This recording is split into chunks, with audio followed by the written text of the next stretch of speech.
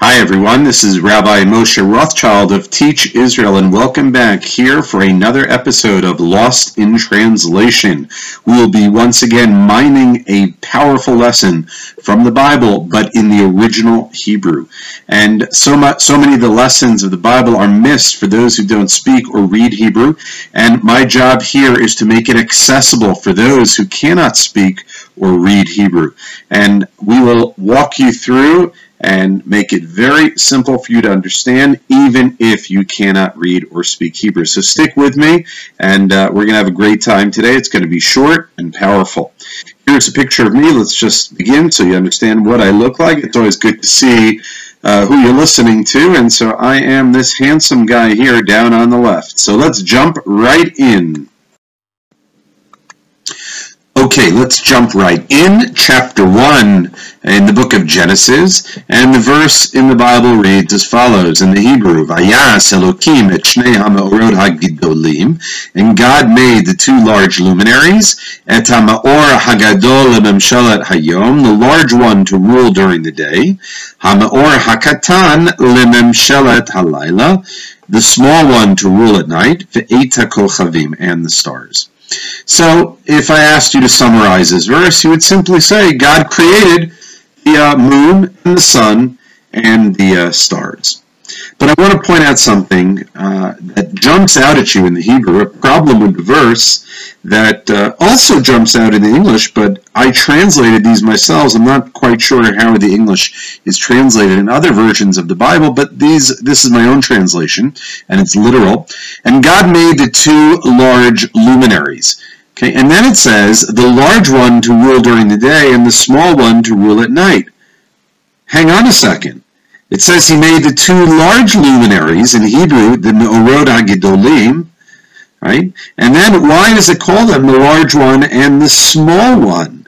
Right? Originally it seems to say that there were two large ones, and now they are large and they are small. This seems to be a little bit of a problem in the text. Right? Let me just repeat that in case you didn't understand the question or the problem.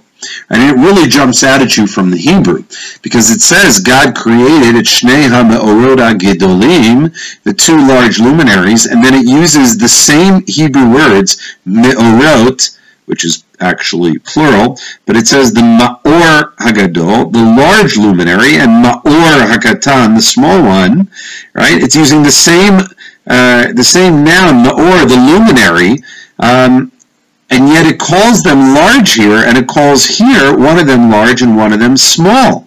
So why does the verse originally in the first part call them both large, and then as you continue it calls one large and one small?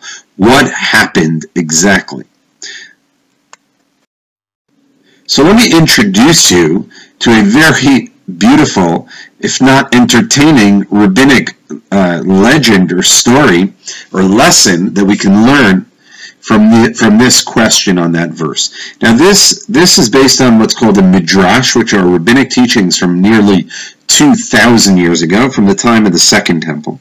And they ask, they give over the following legend, the following story. It says, the moon came to God and said, hey, how is it possible, right? How is it possible for two kings to use one crown? I mean, after all, you can't have me, the moon, and the sun ruling over the same sky.